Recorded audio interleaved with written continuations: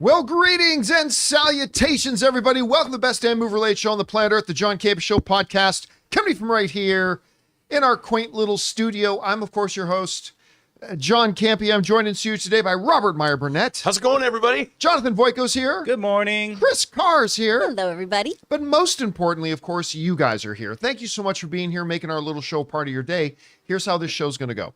We're going to start off by talking about a bunch of predetermined topics we got lined up for you guys, and we got a lot lined up. And then in the second part of the show, well, that's when we're going to take your live comments, questions, and topics. If you guys have a thought, theory, opinion, or question that you'd like us to address, go ahead and fire it on in while we're doing the show live to our tip link at www.streamelements.com/JohnCampea/tip. And as long as we deem it appropriate to be addressed on our show, you know what appropriate means, are also not one of the topics that I've already said a million times I won't be discussing anymore. Go ahead and fire it on in and we'll address it in the second part of the show. But here's the good news about this tip link. It's actually good 24 hours a day, 7 days a week. So if you happen to be listening to our show later in the day, say on Apple Podcasts or Spotify or your favorite podcasting app of choice, or if you're watching this show a little bit later in the day, you can still use the tip link to send in a question and we'll just get around to answering it on the next episode. All right, guys, with that down, let's get things started with this, shall we? You know, Scarlett Johansson was one of the OG Avengers, and she died in Endgame, saving the world. And there's been a lot of discussion about whether or not she'll be back. Of course, she still works with Marvel as a producer on certain things. And of course, with Doomsday and Secret Wars coming up, a lot of people are speculating she might be coming back. Well, don't hold your breath, because in a new interview she just did with Variety, she said, nah, don't believe it, because it's not going to happen. She specifically said the following. She said, Endgame marked, this is from Variety, of course, Endgame marked her last MCU appearance, and Johansson told in style that it will stay that way. She said, Natasha is dead. She is dead. She's dead. Okay? What if she's dead? They just don't want to believe it, Johansson said of Marvel fans. They're like, but she could come back. Look, I think the balance of the entire universe is held in her hand. We're going to have to let her go. She saved the world. Let her have her hero moment. All right. In other words, that lawsuit put her to underground. But Tony Stark, you bring back that corpse and you have it have a different personality. You breathe life back into that corpse. Weekend at Tony's. Now listen, we live in an era where Chris Carr doesn't love or believe anybody. No. Because an era. My whole life, the John. whole life. It's not My just an whole era. life. The thing is, we of course had the Andrew Garfield situation. Yes. Right. We also had the going back a ways. We had the Bradley Cooper situation where he said he wasn't going to be in that A-Team movie. Guess what he was? Now, we need to keep in mind that 98 to 99% of the time when an actor says they're not in something, they're not. And then 1 or 2% of the time that they are. I'll tell you what, I do believe Scarlett Johansson. Look, she spent a good part of the second half of her life playing Black Widow. She spent a lot of years playing Black Widow. And as an artist and as a performer, I get it when somebody like Hugh Jackman wants to continue, but I also get it when somebody like Scarlett Johansson says, listen, I've played the character to death. It's time, literally, to death. It's time to let her go. And she also doesn't strike me as the type of performer who just comes out and plays the PR game. Like, she doesn't even have a social media presence at all. This interview is coming from an article where it talks about how Universal has been asking her to start up an Instagram to help promote the new Jurassic World. And she's like, no, it's not part of who, it's contrary to who I am. I don't live my life in public. I don't do social media. Amazing they even cast her because she had no social media presence. Yeah, well, there you go. How does she get anything done? Yeah. I mean, I just don't understand. It's like she doesn't exist. So, I mean, she doesn't strike me as the type of person that plays the PR game. So I got to tell you what, when she says she's not playing Black Widow anymore, I have changed my position. I was yesterday expecting to see Scarlett Johansson in either Endgame or Doomsday or Secret Wars or both. I'm kind of not expecting it anymore. I now believe her. I now think she's telling the truth. Anyway, Chris, She is one of the OGs. Yes. She's still a super popular, award-winning actress, all that kind of stuff. But she says, while she has a great relationship with Marvel and does some producing for them, she is done playing Black Widow. Do you believe her? There's still a chance that she could come back because no one's ever really dead in comic books. True. For the most part. But I do believe ScarJo a bit more than other people. Mostly because she just doesn't give any F's about any of this. I'm just, yeah, why would I promote this if I don't want to? No, I'm not going to be in movies I don't want to be in. How many Academy Awards have I been nominated for now? Thank you. Yeah. She's fine. If she wants to come back to Marvel, she can. She would need a Brinks truck backed up to her home, I'm sure. She already has a bananas personal life with her husband doing SNL each week and everything and all the other movies that she's doing. I could understand wanting to take a big break from a superhero property like this, especially as she's entering into potentially another franchise with Jurassic. Yeah, exactly. We don't even know if there's more Jurassic on the way with her. If she doesn't get eaten by a dinosaur. Yeah. Rob, do we believe Scarlett Johansson when she says Black Widow's off the table? Well, for the wonderful treatment that Disney gave her with the release of her own film, Black Widow, I would think that, and Universal, I think they Nolaned her. You know, the way, hey, you want to make Oppenheimer? You come right over here, Christopher Nolan. And you know what, Scarlett? We've got this dinosaur franchise, and we'll treat you well. Dinosaurs. And you know what? I mean, I can totally understand that. Absolutely. And I think that look, is there a possibility that if she's like in LA visiting and Kevin Feige called her up and said, hey, you know, we're shooting something, or maybe, yeah, could we put up a green screen and we'll pay you $5 million for an afternoon? I mean, I could see that happening. And of course, she's saying she's not coming back as Black Widow. Maybe she'll come back as somebody else. It's happened before. I know. Who She knows? doesn't seem to play those games, but you're right. I mean, it is also important to keep in mind, though, like with the whole Disney drama, not only did they F her over with the release of her movie, cheating her out of her contractually obligated money, they then launched a PR campaign attacking her. Yes. And all that kind of stuff to try to discredit her. Now, it does need to be pointed out that was under the Bob Chapek regime. Had nothing to do with Kevin Feige, because under the Bob Chapek regime, Kevin Feige was powerless to decide where and when a movie would be released. That was no longer his purview. So it wasn't Kevin Feige who made it go right to Disney Plus. It wasn't under Bob Iger that Disney attacked her. And clearly, you know, once Bob Iger came back, they announced, oh, now I'm going to be producing with him, all that kind of stuff. But maybe it does still leave a mark. Maybe it still does scar. I think it does. think You so. don't come back from that. You couldn't. How can you ever trust a company again when they've done that to you? When you did nothing wrong except come back and play in a movie. It says she hasn't been in the MCU since Endgame, except the movie she made after Endgame. That was called Black Widow. Yeah. And that's what she got as her thanks for that.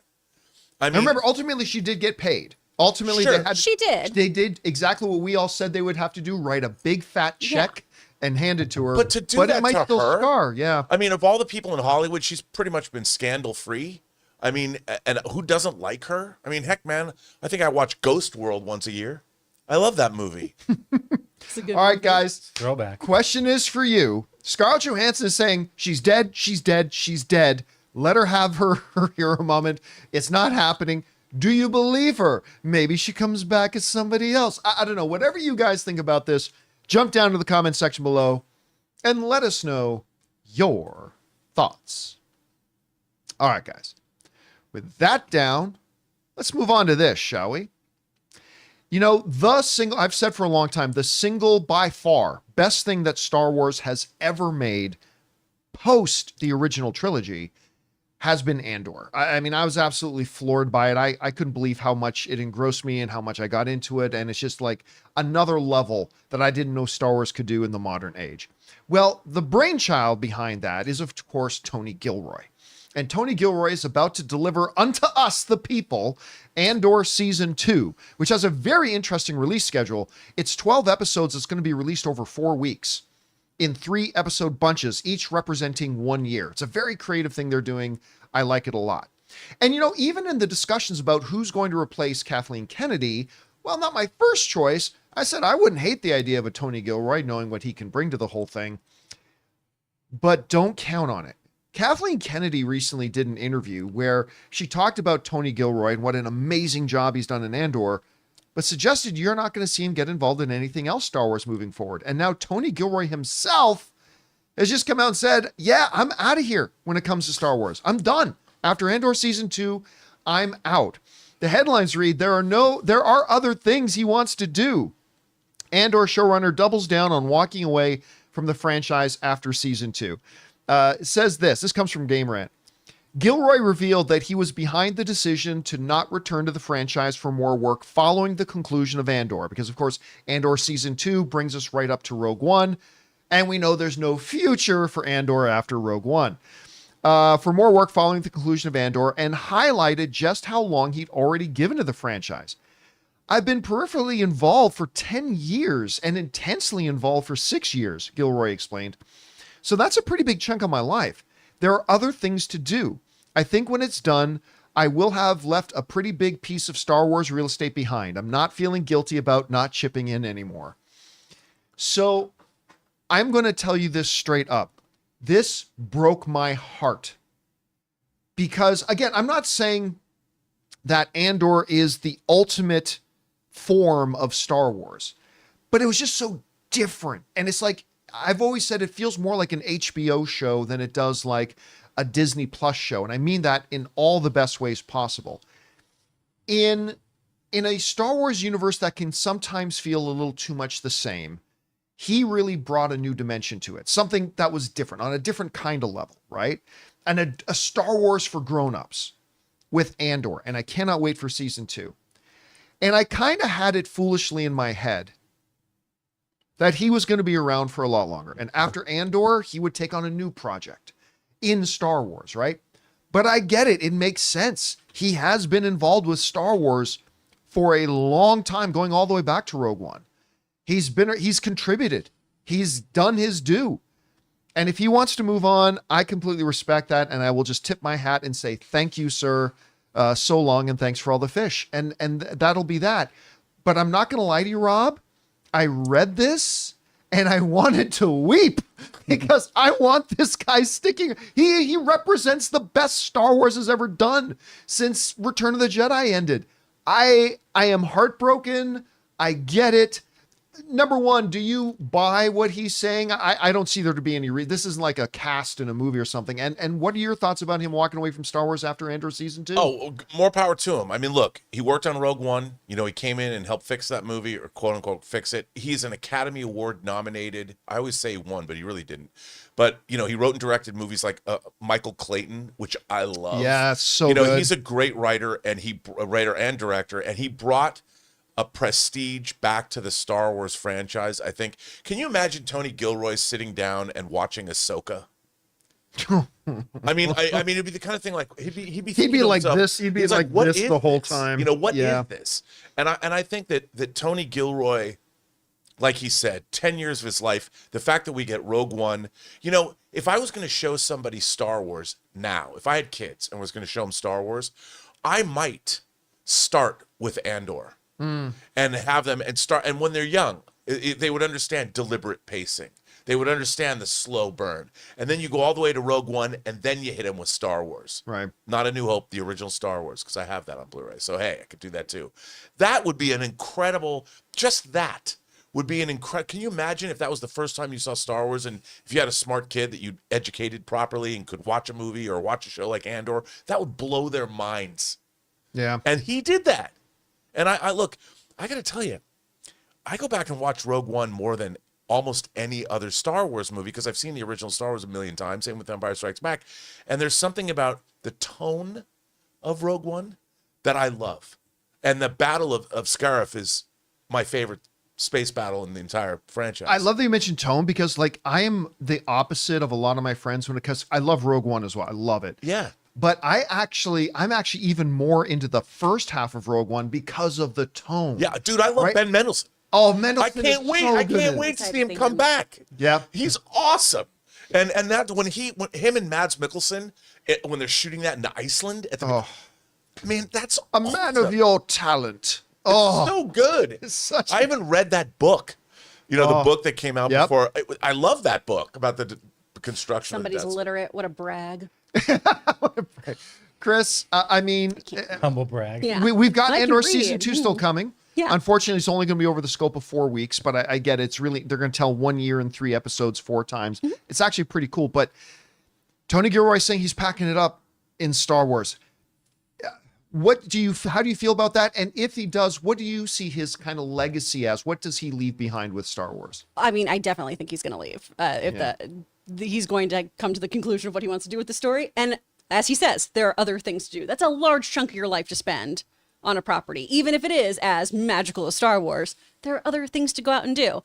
I think that he has made a huge impact on Star Wars of really, and I hate when people talk about this, but I'm going to say it, elevated the franchise. We have intrigue, we have nuance. It's really beautifully done. It's a espionage thriller. It's a really cool way to play in the sandbox, which is what I want us to do more of in Star Wars. We got a little bit of that in Skeleton Crew. Keep giving me different genres within this galaxy. It doesn't have to be all Jedi and Sith. It can be a whole bunch of things in different types of stories and different types of genres within there. Obviously, the people at Lucasfilm, at Disney, everybody involved here, really understands too that this is a prestige show that needs more eyes on it and people should be watching it. Yeah. Disney did a beautiful thing by timing. Let's release those first 3 episodes of season 1 on YouTube for free with this announcement. Yeah. And Hulu, they put the entire series over on Hulu. Yep. Yeah. So they definitely know that this is a hot commodity that they want more people to look at. It's a smart marketing move. And I really think this is going to be played into the marketing of this as well with, from the visionary mind of Tony Gilroy, his final time with us in Star Wars, I think they're really, really going to capitalize on that. And that should also take a little bit of, not heat, but maybe some negativity around Kennedy's kind of, am I leaving, am I not kind of situation right now. It's interesting too, because Andor, I feel like right now is having the same effect, to talk about the importance of the show, that Mandalorian season 1 did. Because when Mandalorian season 1 came out, I mean, the Star Wars fandom was as divided as it's ever been. And finally something came out where mostly everybody got on board with. Yeah. I feel like Andor can be that as well. Not that it's going to be everybody's cup of tea, but in general, I think this is a Star Wars show that everybody from all the various spectrums in the Star Wars fandom can come together on and say, hey, we got something that's really good. If season 2 plays out that way as well. To your point, Chris, I think it's something else that would be smart for them. How many episodes was Andor season 1? Ooh, I I'll have to look want- at I it. want to say 8, Hold but on. I could be I thought it wrong was like about that. 12. Or maybe it was like 12. I can't remember off the top of my head. But 12 episodes, yeah. it was 12. Wow. So I think Always trust another Rob. good thing for them to do, besides releasing some of the episodes for free on YouTube, putting the series on Hulu, I honestly think on ABC, they should do 12 nights of Andor, where they just play the entire series in 12 nights and put that on ABC regular broadcast television to lead up to this. But because I think it would catch a lot of people. Anyway, guys, the question is for you. What do you think about Tony Gilroy saying, this is it, I'm hanging it up for Star Wars. I'm going to deliver Andor season 2, put everything into it that I have, and now I'm going to go on to other things. It breaks my heart. Maybe you're okay with it. Whatever you guys think, jump down to the comment section below and let us know your thoughts. All right, guys. That down. Let's talk about this, shall we? With the news that James Bond was now not only going to be distributed by Amazon and MGM, it is now under the creative control of Amazon and MGM. A lot of people started asking online, is he still going to be British after this? Is he still even going to be male after this? Are they going to make some fundamental wholesale changes? Well, apparently Amazon saw a lot of those questions and decided to come out and directly address it. Like in this headline coming at us from Coming Soon, 007 new James Bond actor's gender and nationality confirmed. This is what they wrote in Coming Soon. Amazon MGM Studios has reportedly sent out an internal memo concerning the new James Bond actor's gender and nationality after fans began speculating about the studio's potential plans for the franchise's future. According to the internal memo, Amazon MGM Studios won't be changing the gender or nationality of the iconic spy. Contrary to some casting rumors online, the next James Bond actor will reportedly continue to be British, or at least quote-unquote from the Commonwealth, as the studio remains to be committed to keeping the spirit of Bond alive. That again comes to us from Coming Soon. I gotta tell you, this doesn't surprise me for a couple of reasons. Number one, love or hate Jeff Bezos, that dude loves James Bond. Yeah. And again, like I said, he's like a living embodiment of a Bond villain, but he loves James Bond. Not surprised they wouldn't change it. Also, I'm a guy, and guys, we've talked about this a lot. I'm a guy that is totally open to changing a character over the years. You want to make a tall character short, a white character black, a male character, a female character. I'm totally okay with that. I've always said, provided that the core essential nature of what makes that character who they are isn't changed. So for 95% of characters, change their ethnicity, change their gender. I don't really care as long as you write a good character and it doesn't really affect the core essential elements of what really makes that character who they are. James Bond, for me, I've always kind of felt has to be, number one, British, because that's the whole Her Majesty's Secret Service, but also has to be male. Because one of the great things about the Bond character is that he's not a perfect character. He is, by nature, a very flawed character. That is part of what makes him who he is. And a lot of those flaws come from his maleness. Like, a lot of those flaws come from his maleness. It's core and essential to who and what the character is. It drives half of the things that James Bond does. So this would be James Bond is one of those rare characters. Like, I think James Bond, like Black Panther, Batman, for different reasons. I think James Bond is one of those characters that you can't change those things about them without changing the essential elements of who and what even makes that character James Bond to begin with. So I'm not surprised because I think Bezos just likes the character too much. I'm also not surprised because I think this is one of those rare characters that you shouldn't change. Like, I'm even totally all for changing the ethnicity of Bond because the ethnicity of Bond has nothing to do with anything else that has to do with him. So I'm not surprised by this. I think it's the right decision. Anyway, Rob, you are the big James Bond aficionado in the room. What do you think about Amazon kind of getting out ahead of it and just saying, hey, he's going to still be British, don't worry, and he's still going to be James? What do you think? I think it's great. I mean, that's the character how he was written, and the real question is he still going to fight for the crown? Is he still an MI6 agent? And it's cool because then they can make Meghan Markle the new Bond villain. Yeah, there you go. I'm sorry. I had to throw that in. Sorry. But no, I mean, I think the real question is that he is an agent of the crown. Yeah. And I think, are you going to then say that he's not, or are you going to keep that there? Because I do think that his Britishness, I mean, the thing is, what made Bond fun is that he's this upper crust kind of snooty, snobby Brit about, like, I have to have champagne served at this exact temperature. I have to have beluga caviar from this part of Russia. He knew all this stuff, and he was in a way kind of a feat, and yet he'll kill you. And that's what made him kind of fun. And like, if you remove that from the character and turn him into more of a generic action hero, you kind of lose that fun thing about him. That's what, when I was a kid, I was always like, I want to know as much as Bond knows. I wanted to walk into a room and know how that was one of the what fun temperature to things serve Bollinger at. Well, not just that, but like he would like be served a glass of wine. He'd tell you the vintage. Yeah. You know what I mean? How did he learn all of that? I mean, did he learn in that many in ways, boarding school? James Bond's a pretentious piece of crap in many ways, which is part of the reason why I think his character's so appealing. It gets him into traps too, but then Yes, it does. It's like he springs the traps. And like, he can drive and fly everything. It was, I mean, even a space shuttle. Come on. You always got to be prepared, Rob. What is Bond's official rank again? Is it Commander? Well, he's a It's commander. commander. Of the Navy. That's what it was. That's right. Commander Bond. Anyway, Chris, MGM decided to get ahead of it, put out a memo, all this kind of stuff.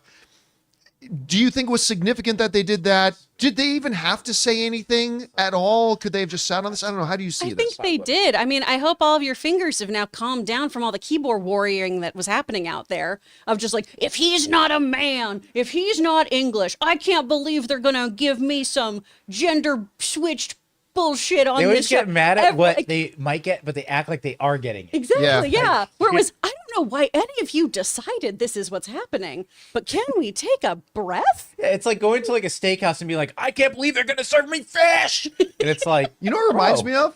It reminds me of Anne getting mad at me for something I did in her dream. Yeah. oh, That- I've been there. That's what I Oh, I've been like. there. Oh, man. I wake up and she's, what? You know. No, I really don't. But yeah, that's what it's kind of like. I'm so lucky. Logan only like thinks stuff happens where he's like, hey, well, no, we went to the park and we played chess with that guy. And I'm like, what are you talking about? And I can't remember my dreams. That or there's only one Chris in the multiverse. That's true. Well, That's how also, that might work. the Bond franchise, I mean, Spy Who Loved Me, you met Barbara Bach as Agent Triple X, Anya Amasova. She knew as much as Bond did. Mm-hmm. You know, you've got Wai Lin, Michelle Yeoh, and Tomorrow Never Dies. She was the Chinese Bond counterpart, you know, and then you had Halle Berry in Die Another Day, you know, as Jinx. And don't forget somebody who was 006. just as capable Rest in as peace. Bond. Yep. You know, oh yeah, that's right. And then we saw in Sean Bean. No Time to Die too, Lashana Lynch. Yeah. The new 007. So it's not like you can have female agents. It's not like the franchise hasn't done that. They've always had, you know, foils for Bond that way. And I would look, why not show us all the 00s? Yeah. I'd love to see who's 001. I mean, well, that's something that Amazon now has the opportunity. If they want to expand that universe, we can follow a story of 002 or whatever. Now, by the way, a couple of people in the live chat saying, well, this is why there are a lot of British actors play American parts. Why can't we have an American James Bond? My answer to that is we have lots of them.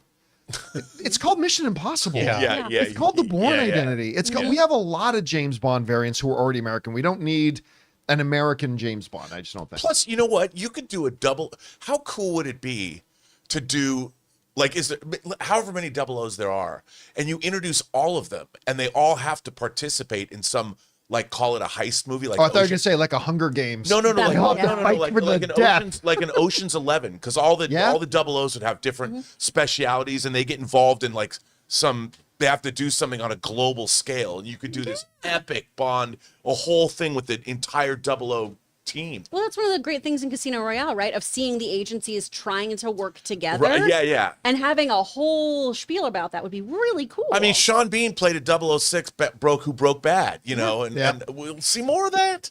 Give it to me. Put it Anyway, right guys, question is for you. How do you feel about Amazon deciding to, it looks like they're kind of getting ahead of it and kind of quell any of the discussion worrying about, you know, the nationality and everything of Bond. Do you think it was the right thing for them to do? Do you think maybe they didn't even need to say anything at all? They could have just waited. I think it was pretty smart for them to get out ahead of it. Now, whether or not they'll make good James Bond movies or terrible ones, well, that will remain to be seen. But for now, how do you feel about this? Jump down to the comments section below and let us know your thoughts. All right, guys. With that down, we still have a number of other things to talk about, including that new film Drop. Its reviews coming out of South by Southwest are insanely good. We're going to talk about that movie for a little bit. Also, John Bernthal talks about his upcoming Punisher thing that's coming out next year. He's saying, do not expect it to be Punisher-Lite. And the first numbers of the viewership for Daredevil Born Again come out. They're strong, but they're lagging behind shows like Agatha and Loki. We're going to talk about that and a few things more.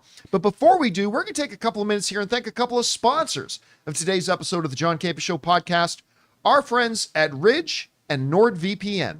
Hey guys, we want to take a second to thank a sponsor for today's episode, Ridge. All right guys, let's talk wallets for a second. If you are still using that bulky, falling apart, overstuffed leather wallet, then it's time for an upgrade. I've had my eye on Ridge wallets for a couple of years now, and I finally recently made the switch to it, and I am absolutely never going back. This thing looks great, it's sleek, ultra minimalist, and can hold up to 12 cards plus cash, all without bulking up my pockets. It's made from high performance materials like carbon fiber and titanium, meaning it's built to last a lifetime. Ridge will even back it with a lifetime warranty. And this thing has the dual combo of looking great and being far more comfortable than that thick wallet. Because there's no win with the thick wallet, right? Like if you put it in your back pocket, it's uncomfortable to sit down, and it looks absolutely stupid in the front of your pants if you shove it into your front pocket. And right now, Ridge is having their once-a-year anniversary sale. Get up to 40% off at ridge.com/Campea. Just head over to ridge.com/Campea to see their biggest sale of the year. Now, after you purchase, they will ask you where you heard about them. Please support our show and tell them that I sent you.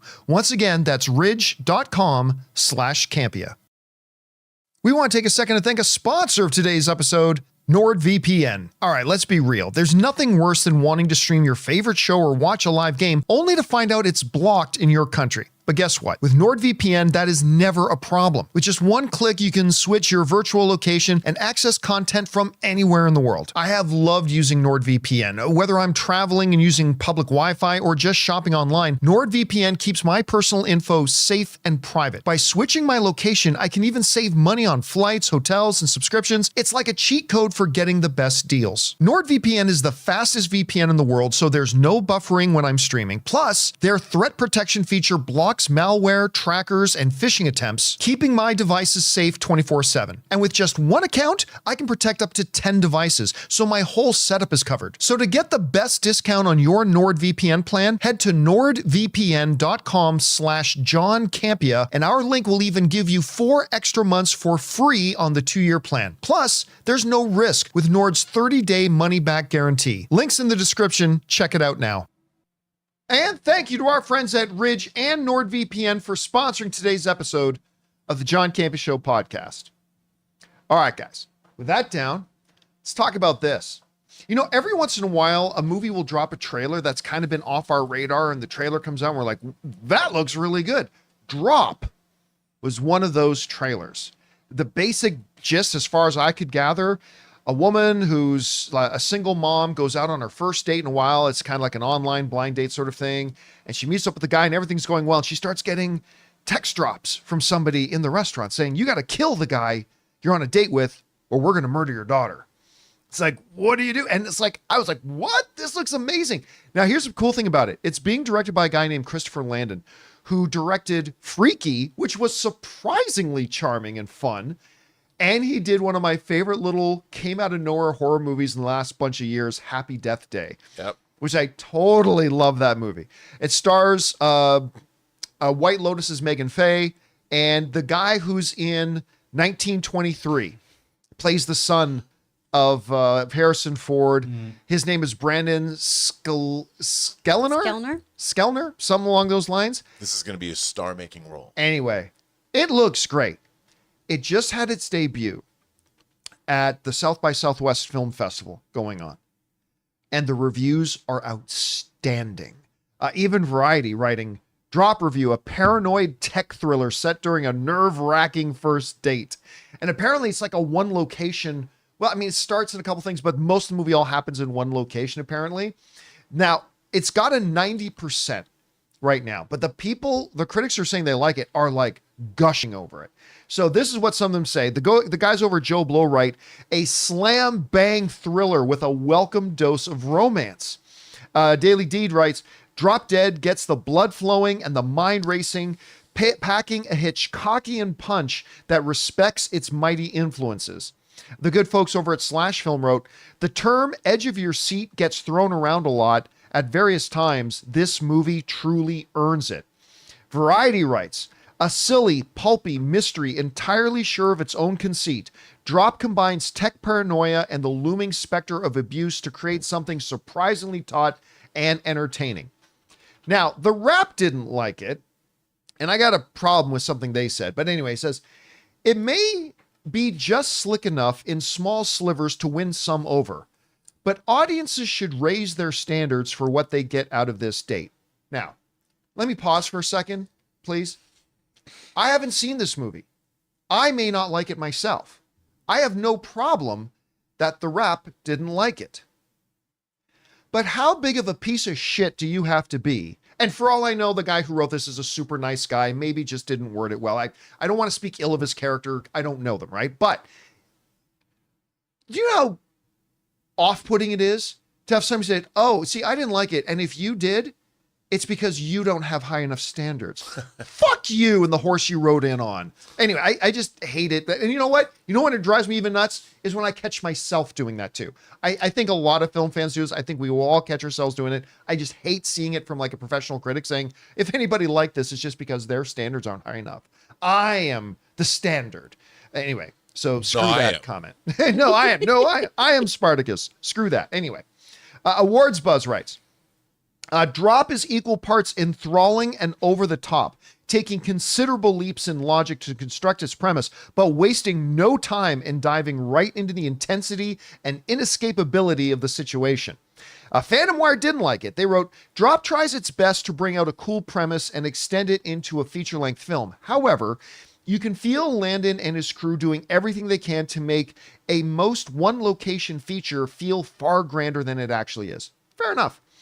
Slant Magazine wrote, the film knows that when the stakes are sky high, the emotions need to be firmly grounded. Hollywood Reporter liked it, saying there's a campiness to Drop's drama that makes the whole affair kind of silly, but Faye's performance sells us on it. And it goes on. I mean, like everybody else, literally everybody else loved it. And it sounds, Chris, to me like the movie delivers exactly kind of what we were getting out of the trailer. This feels like a thrill ride that's also going to be a what the hell would you do combined with actually being fun. So I love hearing this stuff. What do you think about the responses to it? Oh, I'm so pumped. I've seen multiple posts too about, hey, even when moments where the plot does get a little like too out there or too complicated or anything else, Megan Faye gets you to believe everything. And I am such a huge fan of her. I loved her in White Lotus. She's so compelling in The Perfect Couple. She's an excellent actress, and I'm so excited to see her as number one on the call sheet for a film. I'm really pumped about this. I love a thriller.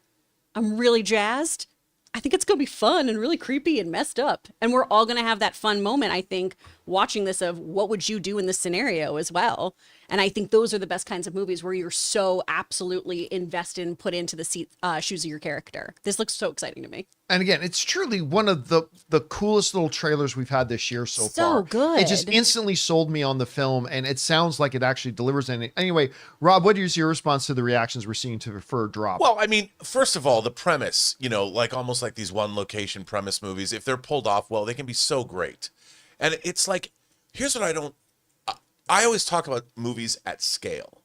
So when you're watching a movie like this, it's not $100 million movie. You've got essentially two actors where it's built around their chemistry and a great, irresistible premise. And as Chris pointed out, the what if and the audience, great movies always put you in the position as the viewer going, what would I do? Yep. What would I do if I was Sheriff Brody? Would I go out on Quint's boat? I don't know. I mean, but I think all great movies put the audience, you're empathizing or you're identifying with your main character. Mm-hmm.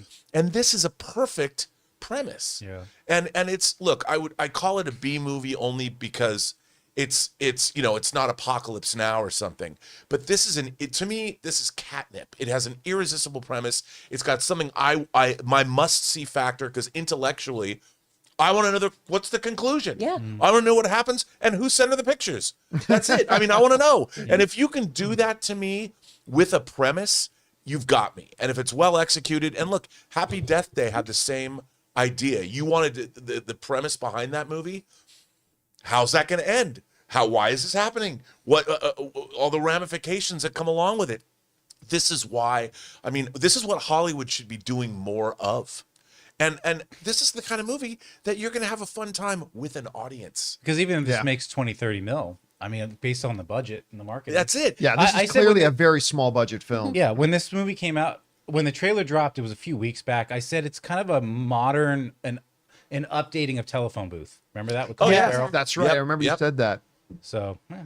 All right, guys. Question is for you. What do you think about the reviews you're seeing for Drop? Did you guys watch the trailer? If not, I highly recommend you go check out the trailer. I think it was fantastic. I cannot wait to watch this movie. However you guys feel, jump down to the comments section below and let us know your thoughts. All right, guys. With that down, let's move on to this, shall we? Some of you might remember that a week or two ago, an announcement came out that Disney Plus had done an about face on their decision not to do any more special presentations like they did with Werewolf by Night and Guardians of the Galaxy, the Christmas special, right? They were going to do all these specials now and again that didn't have to be a feature-length film, but didn't have to be a show. They'd just be these fun little one-off things. And Guardians of the Galaxy Christmas special, I can't even put into words how great it is. And Werewolf by Night was wonderful, but they decided to pull the plug on it. I wasn't surprised because I didn't really know what function they served. It certainly wasn't going to make Disney any money making them, but still, I kind of missed the fact that they're doing them. Well, then they came out and announced that the specials are back because Punisher is going to get his own special next year. Now, a lot of people have been wondering, because it's not going to be feature length, probably going to be 30, 40 minutes long, something like that. A lot of people thought, well, what's this going to be? Is it going to be like a Punisher Christmas special? Is he going to help Santa Claus by killing all the guys going after him? I mean, I don't know. Is it going to be more like a family Frank? Is it going to be whatever? Well, John Bernthal decided to address all this. And in an interview with the Hollywood Reporter, their headline reads, John Bernthal on Dark upcoming Punisher special. It will not be Punisher-Lite. I promise you that. This is the actual quote from him. And I've got the wrong thing in there. 1 second. Let me grab the actual correct quote, shall we? Here we go. Here's the correct quote. This is from the Hollywood Reporter. When asked about how it would compare to the Netflix show, the Punisher Netflix show, Bernthal responded, it's going to be dark. Frank has no interest in breaking out of the darkness. It's not going to be easy. I don't know if that's the Netflix tone, then that's what it's going to be. Adding, it will not be Punisher-Lite. I promise you that. So that leads me to wonder, well, what are we going to get? Like, obviously, it's not going to be a feature-length film, so it's not going to be like some big, intricate, long story. It's going to be a quick thing. What was that one Punisher short they put online? Like Laundry Day? Yeah. Was that what it was? Where it's just basically With Thomas Jane. the Thomas Jane, who was Punisher before, he produced it. We just had something came up that allowed him to kill or beat up a lot of people and do unspeakable violence. So is that what this is going to be? Is it going to try to have a self-contained story? Is it just going to be an action thing of he stumbles across, I don't know, the tracksuit mafia that decides they want to take out the Punisher and he rips them all apart? I don't know. But Chris, I think a lot of people are going to be very happy to hear John Bernthal say, oh, listen, Frank has no desire to break out of his own darkness. He likes living in the darkness. This is going to be dark. It's not going to be Punisher-Lite. Mm-hmm. I wonder, and I'm with them, but I can't help but wonder if maybe it's a little bit of a missed opportunity, like maybe use the special as an opportunity to deepen the character or show another side of him. But I know that's not what most people want. You can still do that and have it still all go pear-shaped and horrible, though. Well, that's true. You can have some little moments of hope, some sweet little tender moments in there that blow up in Frank's face and continue to radicalize him and make him a vigilante. And I feel like that's where we have a lot of potential here, especially with John writing this script and everything, or co-writing the script, to really have those nice meaty moments. I know I bring it up all the time. He is such an actor's actor. He is so very well trained. He went to school in Moscow at their theater program, the same one as Elizabeth Olsen. I mean, this is a guy who really likes to sink his teeth into a role. If anyone has a chance, I highly recommend watching just some of the behind the scenes stuff on the Seven Fishes episode of The Bear. Oh, just him talking about yeah, how all of that went down and just the relationship that formed between him and Bob Odenkirk of, I want to do this to him, I want to do this. Like, he loves just getting to really dive in and explore with characters. So I feel like if we did have a kinder, gentler Punisher, then it's just not the Punisher. True. This isn't a character who really does have a redemption arc, who finds solace, who is able to, relax and feel good about what happened to his family at some point in his life. Right? You don't move on from something like that, I don't think. And I feel like that is the core of this character. If all of a sudden Frank was like, you know what? I'm going to hang up these guns and let my family rest. I would hate it. I would hate it so much. There's somebody else out there who I'm sure would love that story, but I don't think that's true to who this person is. Wasn't there even a comic run where someone resurrected their family and he almost fell for it and then he killed his family because it's like, no, they're dead. Well, there's also a comic run where they resurrected him because they did kill him at one point. Then somebody brought him back. Because no one's ever dead forever, except for his family. He made sure of that. They sort of odd. Well, Mephisto might be in this show. I heard he's in it. Maybe he resurrects. Of course he is. Anyway, Rob, what do you think about the approach John Bernthal saying they're going to take to this Punisher? I'm in. Count me in. I mean, I'm more interested. I'm really curious about how this came about. And I wonder if, when they were shooting Daredevil, this new season of Daredevil, if somebody had this idea and said, look, we got the crew here. I'll write this script. And they ended up making it. Because it's a one episode thing. I'm curious about how it came about. But I can't wait to see this. The real question I have is, is he going to be in Secret Wars? Is he going to be in the upcoming, I want to know. I want to see Frank Castle wrecking some fools, like some superheroes. I want to see him take out people from the multiverse. I think that would be hugely satisfying, and I really hope that he finds himself on Battleworld. I do. What do you think the chances are? Because like I remember when they announced that the Daredevil series was now going to be annual. They're going to do a season every year, which is what a TV show should do. Yeah. But I remember I brought up, I wonder if this limits how much they could, if they ever would actually use Charlie Cox in the films. I don't know. What do you guys think the chances are we see Daredevil, Punisher, stuff like that in Doomsday Secret Wars? Are they even necessary in those? How do you feel about that? I mean, it'd be fun to have them in there, but at the same time, is that fair? Well, I don't know. I mean, it's funny to me because, you know, in these Marvel event series, characters like Daredevil and the Punisher do participate. Yeah. So it's like, are they going to do that? I could see Daredevil. I've always stood by that. I know a lot of people are like, no. When it was Netflix era, I believe so, but I believe now they're setting him up, especially with the way he can almost web swing with his cane, which he does comic book accurately. Yeah. They've kind of upped his power level a little bit too. I can see Daredevil for sure. As a tactician, maybe Punisher, you know, becomes a leader, like a general, leading forces against whomever they're. I don't know, but I like the fact that they're doing this. I hope it leads to more, because as we've talked about, the Werewolf by Night was so good, and the Guardians Christmas special was so good. I still go back and watch Werewolf by Night. And I did too, and you know, you don't have to. It's not a commitment where you have to sit down and watch a whole minutes. show. It's like a nice little aperitif for the MCU, and it's nice. All right, guys. Question is for you. What do you think about this? Bernthal saying, hey, listen, this is going to be dark. Frank has no interest in not being dark, and is definitely not going to be Punisher-Lite. He said it will have the tone of the Netflix series. Is that the right way to go? Are you happy about it? Whatever you guys think, jump down to the comment section below and let us know your thoughts. All right, guys, with that down, let's move on to this, shall we?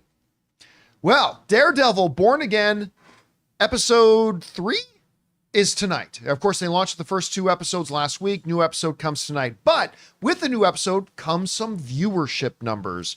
As Variety is reporting that Daredevil Born Again launches with 7.5 million views on Disney+. Now, want to put that number into a little bit of perspective for some other shows that just recently aired. The new Suits, the highly anticipated Suits LA, just launched. 2 numbers that the networks have said they're very, very happy with. This new Stephen Amell show launched with 4.7 million views in its first week, which is pretty big for it, especially big for Stephen Amell, who I think when he was doing Arrow was pulling in like 1 million viewers a week. And this big jump to 4.7. Just to give you a little sense of scale in comparison to what Disney Plus shows and Marvel shows are doing compared to others. However, while 7.5 is about 500,000 higher than what they were originally projecting, they were originally projecting about 7 million views in the first week, got 7.5, so that's good. It still, however, lags behind some of the other fare we've gotten in the last while with MCU shows on Disney+. So again, Suits LA, and we're talking about its roughly first week, first 5 days, first week. Suits LA got 4.7 million. That's considered a big win for them. Now, Daredevil Born Again got 7.5, but Agatha All Along got 9.3 million views in its first 5 days. Now, of course, Loki Season 2, which, again, had the benefit of being the second season of the show, but still, Loki Season's 2 debuted to 10.9 in the first number of days that it was out. So while Daredevil Born Again's numbers are definitely solid compared to most other TV, I think some people will be surprised to find out that there were more people interested in Agatha all along. And again, Loki had the advantage of being the second season, but still, or of Loki, so it's trailing around a little bit behind that. Now, Jonathan, I didn't warn you about this, but let's see if we can bring up the classroom on this. Story of my freaking life. Jonathan hates it when I don't give him advance notice in this. There's your classroom. All right, so here we go. I got your classroom right here. So I want to go over some reasons. First of all, I do not want to lose sight that 7.5 million views of its debut is solid by almost any other metric, okay? But why is it lagging behind some other MCU stuff? By the way, it's not the smallest by any stretch, but why is it lagging behind Agatha? Why is it lagging behind Loki? first thing I want to maybe suggest, not that this is the number one reason, but just the first on the list, is it's been almost 7 years. It's been a long time. Right? It's been almost 7 years. Yeah. I mean, so as much as we fondly think about the Netflix series on with Daredevil, it's been a long wait. Mm-hmm. And while there are people who watched it and kind of excited about it, new fans probably had no particular commitment to it or connection to it. So there's that. Number two, Daredevil wasn't as popular as people think. Daredevil never had 20 million viewers of its episodes and stuff like that, right? Like, it was great and it was an awesome show. Maybe at the time, the greatest comic book show ever on television, all that kind of stuff. But maybe it wasn't quite as popular as people think. And now that it's on Disney Plus and we're getting numbers, because of course Netflix never gave out numbers in that era, now we're seeing that right around where its popularity was. That's another. By the way, I'm not saying any of these are the right answer. I'm just throwing these out as possibilities. Number three, a decline of Disney Plus subscribers. Now, worldwide, the numbers have gone up, but we found out in the last kind of round, I think Disney Plus lost about 500,000, 600,000 subscribers. Worldwide, they still picked up numbers, but, maybe that's it. Number four, decline in interest in MCU TV. That's a possibility. I mean, listen, for somebody like me, I like, for the most part, a number of the MCU shows, and I like that they have MCU shows on Disney Plus. But to me, the MCU is a theatrical thing. That's where the real MCU is. As much as I love Ms. Marvel, as much as I love WandaVision, as much as I quite enjoyed Agatha, as a matter of fact, as much as there are a couple of others that I appreciated. To me, it's really more of a cinematic thing, and maybe there's just a little bit of a decline in the interest of MCU TV. I'll leave that list off there for now. But Rob, let me ask you, when they get these numbers come out, 7.5 million, again, kind of eclipsing a highly anticipated new show like Suits LA, some other stuff, eclipsing a number of other prominent shows, but lagging behind some other MCU shows. Number one, how should Marvel feel about the numbers they got? And then why do you think, as strong as the numbers are, that they lag behind Agatha or Loki or some others? What do you think? Well, first of all, I think Agatha and Loki were both single episode debuts. And this was a two-parter. So you had twice as much time. And with those other debuts, it was only an hour. So in terms of investing time, you're asking your viewers to invest twice as much, and they might catch up with it in week two. They might have only watched that first episode. Did Agatha only launch with one episode? I think it launched with a couple. Did it? Maybe it did. I don't know. Okay, That's just a theory. Right. Maybe disprove me. But I think that also, it has been a while. I think people might think, I've got to catch up, and go back and look. But I'd be curious to see, as the weeks progress, if the viewership is going to go up. Because people, word of mouth, to me, when it comes to viewer numbers on shows, it's all about building momentum. I mean, now it's funny. I saw that Paradise has become one of the most streamed new shows. And when it started, people were like, what? I mean, so you got to watch the show. No one knew what I was talking about. And now that the 8 episodes are out and word of mouth has propelled Paradise's viewership up, I think it'll expand. And I think that in this, if I was talking to Chris Gore, who's seen all the episodes, and he's like, it's good. Like I was like, is it not good? Yeah, I think Christian saw them all too. Yeah, and the people that have seen it say not only is it good, but by the end it leaves everybody begging for more. We're going to be waiting to get to the next season. So I would imagine that we're going to see the viewership on this show rise, probably significantly, because it's good. I mean, I've really liked it so far, but I always got to give this caution. Marvel's Disney Plus shows all start good. I know. They don't all finish WandaVision, strong. which I love. The end was kind of... Yeah, I mean, I loved WandaVision's ending myself, but let me also throw this out here too. Could it also be, bring it back up the classroom, could there be a fifth, is Daredevil being what everybody knew was going to be an R-rated show, or TVMA by TV, like maybe is that another thing that impacted maybe a smaller viewership for it? I think there's something there, because Agatha all along and Loki are a little more family friendly. you know, a little bit more. I mean, this is a dark show. And also Agatha all along, don't count out the female audience. I mean, both with Loki and Agatha all along, you know, Agatha all along had a built-in, and we've seen Captain Marvel, when it came out, it was propelled to over $1 billion gross, because what does it give you? It gave mothers and daughters a hero to believe in, and they could go together, you know, and people always discount the female audience. And I think that plays into it as well. And Loki has a big female contingent of fans. So Yeah. I think Daredevil probably skews more male-centric, and it has less family. I mean, I wouldn't want my 8-year-old to watch Daredevil. Chris, you see these numbers. I One, mean, I would I watch was it. like, grow up, watch it. Watch this man's arm get broken.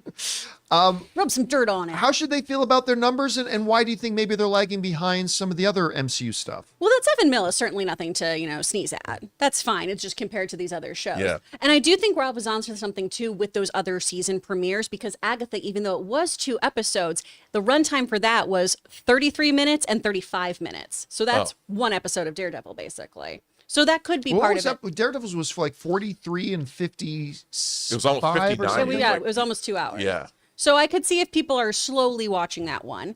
It also could be that word of mouth thing too of, hey, I really don't want to get invested in another show right now. I'm going to wait till some of my friends tell me it's good. Because that's been the big thing with Paradise. I'm so glad you brought that one up, because my refusal to tell people what it's about has gone, well, if you're not going to tell me the plot, I'm not going to watch it. Like, I don't want to spoil it for you. So I need you to just invest in episode 1. And if you don't like it, don't worry about it.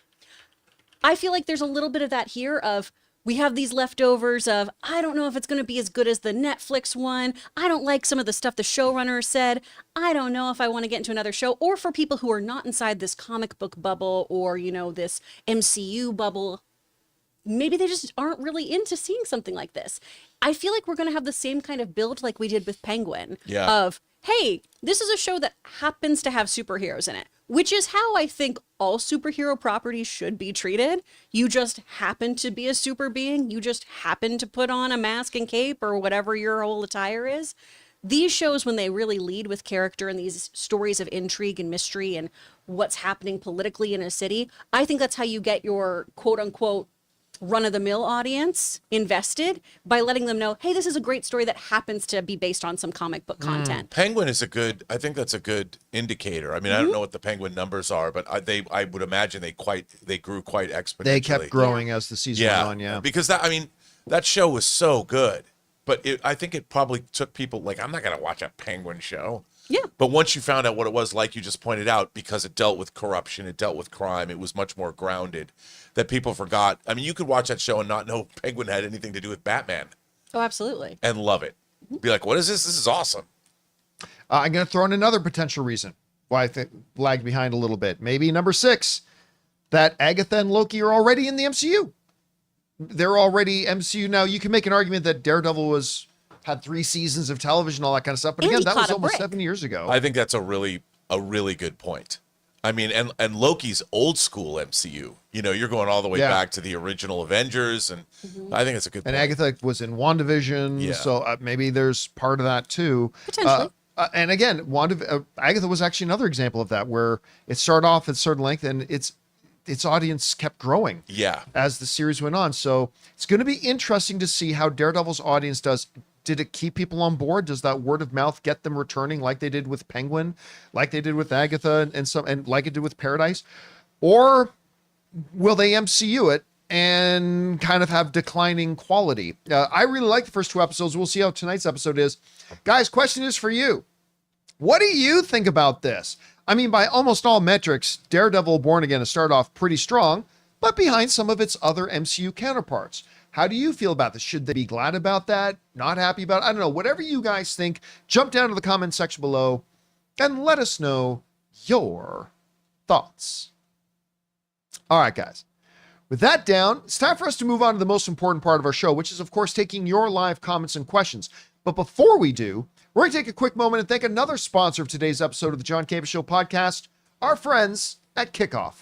Guys, we want to take a second to thank a sponsor of today's video, Kickoff. Man, time flies, doesn't it? One minute you're reminiscing about your last vacation, and the next you're thinking about major life goals like buying a car, getting that dream home. But if your credit isn't where it needs to be, those goals can feel out of reach. And that's where Kickoff comes in, the #1 credit building app in the App Store that makes it easy, affordable, and stress-free to build credit fast. And that's exactly why I love Kickoff. They give you a credit line for just building credit, not for spending. Your on-time payments get reported to the 3 major credit bureaus, helping you improve your credit mix and payment history, 2 of the biggest factors in credit growth. If your credit is under 600, you could see a jump of about 28 points in your first month. No credit check, no hidden fees, no interest, just smart credit building. Building credit can happen faster than you expect with Kickoff. Don't wait. Get your first month for just $1 at getkickoff.com/Campea. That's kickoff without the C. Get 80% off at getkickoff.com/Campea.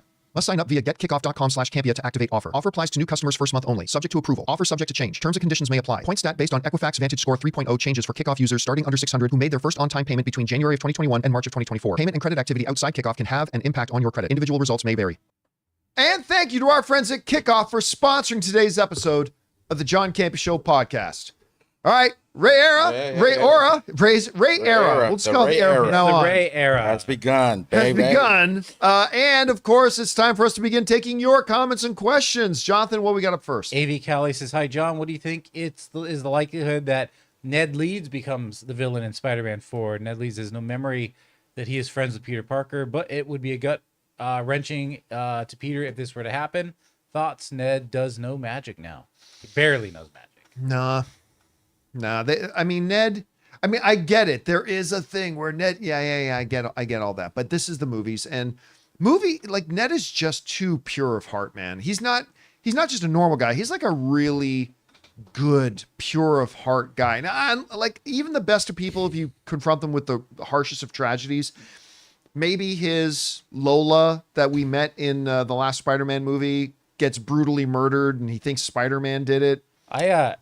Maybe, but other than that, no, I don't see them making Ned. The only thing I had a thought was in terms of Ned and magic is that, and we haven't seen Mordo in a while, and I don't think that Ned turns evil, but he's manipulated, and then he sees the light, but he's manipulated by Mordo as like an acolyte, and then he's like, oh wait, no, this guy's evil. They do got to bring Mordo back, at some point. By the way, it's Bernard Videographer has been sending a couple of super chats just to be support super chat badges. Thank you, man. Appreciate that, dude. I don't think Marvel should go on this turn good guys into bad guys train.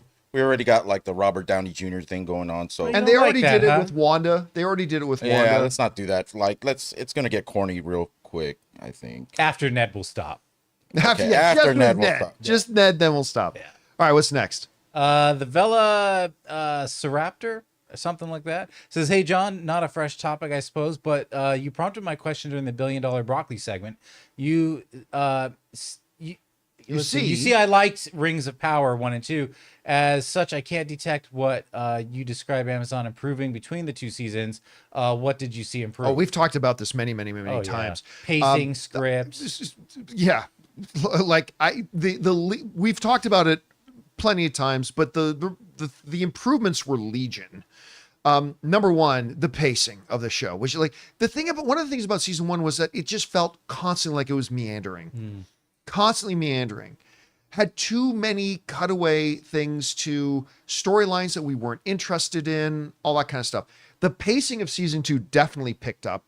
It felt like they went with the more killer, less filler stuff. When they would jump between one set of characters to another, it was in the middle of action happening. But I don't mean a fight action. I mean something narratively happening and things like that. Yep. That was like one of the biggest things of it. Of course, the story stuff they did was a lot richer. They what's the word you often use, Ray, when you're cooking? Reduction. They did a reduction on most of the scenes where a lot of the unnecessary fluff in scenes was just kind of evaporated away, and they left with the more pure stuff. They did an unwanted reduction too, like the friendship between the two. Oh, between Durin and Lord Elrond. Yeah, Elrond. Yeah, I mean that was the best thing of season 1. I could have used more of that in season 2. Yeah. But yeah, I mean, again, we've gone over it a lot. Sure. I could literally sit here for an hour or two to talk about how they improved on season 1, but those are the most important ones. Yep. All right, what's next? Accountageddon. Hey JC, elevator pitch. Blumhouse and The Greatest Showman director developing a jukebox musical black comedy slasher heist movie titled Soundtrack. It's Ocean's 11 meets Happy Death Day set in Glee Club. Fun, doesn't take itself too seriously. Okay, Anything's but possible with horror. here's but the thing, though. That's a lot. An elevator pitch means giving me what the story is. And then you say the story would be like this mixed with this. All you gave me there was the this mixed with this. You didn't tell me what the idea is. What's the pitch? You just gave me something. You just gave me the tone. Yeah. Listen, you get the director of Greatest Showman, who, by the way, just directed the musical. Better Man? Better Man, Yeah. right? Which was an idiot decision of a movie, but everybody tells me it's really quite a good movie, really, really, really good. And I expect no less from the director of The Greatest Showman. So you get him and mix him with Blumhouse and stuff. Sounds good to me. Sign me up. You got to come up with an idea. What's Right. the idea? All right. What's next? Okay, Dwarfer UK is not happy about Amazon. Here lies the death of James Bond thanks to Jeff Bezos shooting him through the heart with a Walter PPK. Born in 1962. Actually, he was born way before that. Died 2025. Rest in peace, Mr. Bond. Okay. All due respect. Based on what? Based on what? Here's the thing. I got into this one discussion with a guy online last night too. It's like, here's the thing that really gets me. Some of these people are like talking as if every James Bond movie was gold. No, they were not. Guys, there were a number of really crappy Bond. Rob will tell you there are a number of really crappy Bond movies. So like everybody's pretending like Bond has been this impeccable, untouchable thing for so long, and now it's going to be ruined. Based on what? Based on what? I remember the same thing when people found out that Amazon was going to do Fallout. Everybody said, well, now it's going to suck. It's going to suck. It's one of my favorite video games. Why did I have to go to Amazon? Amazon's going to ruin it and blah, blah. It is. Oh, it got nominated for Best Show at the Emmys. Not only did it get nominated for Best Show at the Emmys, but it was the most true to game adaptation I've ever seen. Yeah. Right? I remember when they announced they're going to do The Boys. Everybody's like, The Boys is going to suck. Why did they have to go? They're going to ruin the comic. It's one of the best things on TV, The Boys. They did like shows like The Marvelous Mrs. Maisel, which like won all the Emmys and stuff like that. They crapped the bed with season 1 of Rings of Power, but then they showed they're a company that can pivot. When they get it wrong at first, they identify and are able to improve, and they made it better. Same can be said of the new Wheel of Time series, right? Like a lot of the people that I read are saying like, it didn't start so great, but it keeps getting better. And I just read the review for season 3. They're all saying it's the best season so far. Yeah, people are loving it. I just want to ask people when they say, well, this is it, Bond's dead now. Based on what? Now, again, it may be crap. Of course it might be crap. They might make it the next Bond movie and it could be terrible. I am not doubting that possibility exists. But what is this certainty that Bond is dead now based on? Bond has had a lot of crappy movies and it's survived. And so what exactly is this concrete, absolute surety based on that Bond is now going to be ruined? I don't get it. To me, it doesn't make a lot of sense. Is it the just like the diehard James Bond fans? Is it almost like when Lucasfilm was given to like Disney? Is that the fear? But this isn't Disney. This is a totally different company. But no, I'm just saying it's like a big franchise going from one hand that it's been in to another, like a big switch. Yeah, maybe. And like the Star Wars thing too, it's like, oh no, Disney. It's like, oh yeah, because we want more classics like the prequels. Yeah. I mean, look. There's the new James Bond might be great. Right. The new James Bond might be terrible. This is the ultimate situation of let's wait and see. Let's see what happens. Because y'all said Fallout was going to suck. And it's awesome. Y'all said The Boys was going to suck. And it's awesome. Will that happen with James Bond? I don't know. But I know it could. And it could be terrible. Just everybody, take a fucking breath. And let's wait and see. Let's wait and see. Anyway. All right. What's next? Oh, yeah. And Garrett, Jerry, and Elijah. Reacher. Everybody said, Amazon's going to ruin Reacher. Everybody loves Reacher. Again, I'm just saying, let's just take a breath. Let's wait and see what they do. But why does Jeff Bezos have to be Bond? I don't know why. He should be the Bond villain. He should be the Bond villain. He should. Oh my God, can you imagine if Jeff Bezos, because remember, Jeff Bezos is a big James Bond fan. Can you imagine? I wouldn't put this past him. Could you imagine if Jeff Bezos cast himself as James Bond?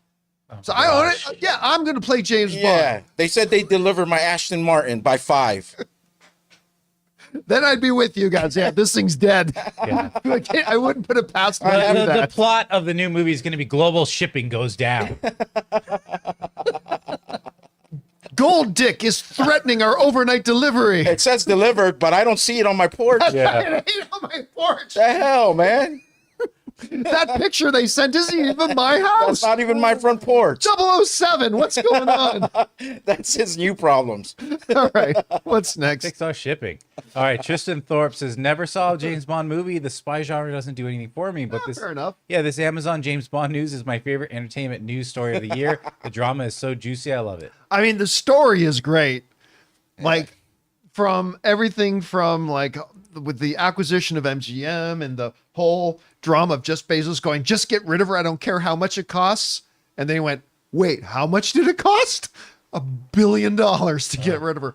I mean, yeah, the drama behind it might end up being more entertaining than the Bond franchise itself. All right, what's next?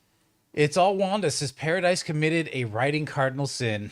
We can't talk over the phone. Meet me at Death Mountain moment. When a certain character said, "I'll tell you everything tomorrow," I knew he was. he knew his life was in jeopardy too. Expected better. It's so funny you mentioned that because Jonathan brought it up before when Jonathan and I were talking before the show, and he kind of brought that up.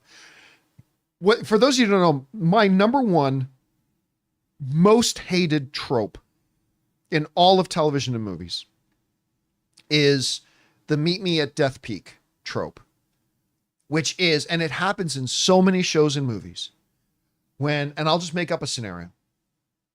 They're trying to figure out who the murderer is, and character B calls the main character on the phone and says, "Main character, I've found it.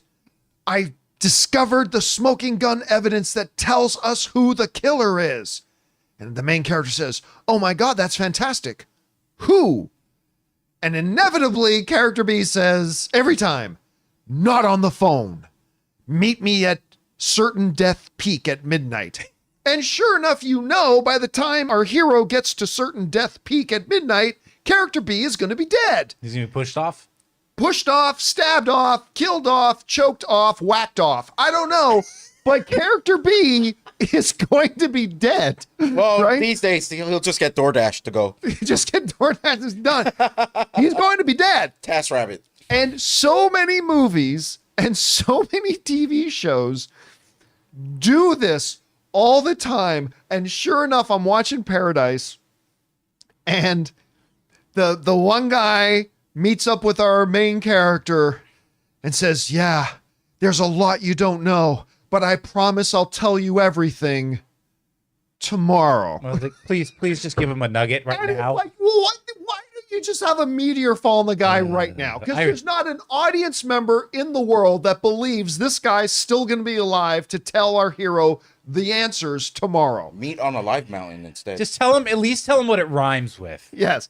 So 100%, it like they did that. And I love Paradise. I think the show is great. If you haven't watched Paradise on Hulu, you should absolutely watch it. It's fantastic. I watched the first episode. It gets, you haven't even scratched. Yeah, the I know. surface I was kind of like, I wait. say after episode 3, it just gets better and better. Yeah, Okay. it's a great show, but I'm with you. When that moment happened, not here, I'll tell you tomorrow, I double face palmed. I went, oh my God, they didn't just do that. Because clearly now this guy's going to die. Yeah. Yeah, big cardinal sin. Anyway.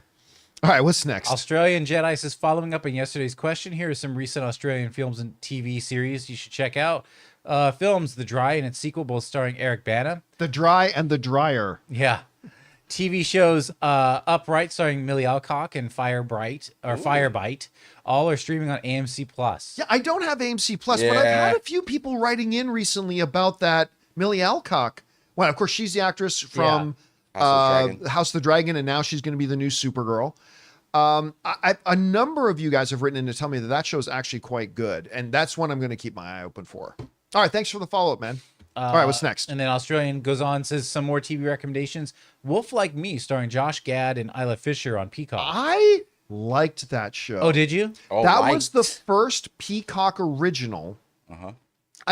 I know it's the first Peacock original series that I watched, but it might have been the first Peacock original that they did. I didn't think it was awesome, but I thought it was quite good. I like Isla Fisher, and I really like Josh Gad, surprisingly enough. for sure. And they're actually really good together in it. So I agree. That's a good one. And I'm sorry, there were others on there. Yeah, just Apple Cider Vinegar on Netflix and Mr. In Between, which I've heard of on Hulu.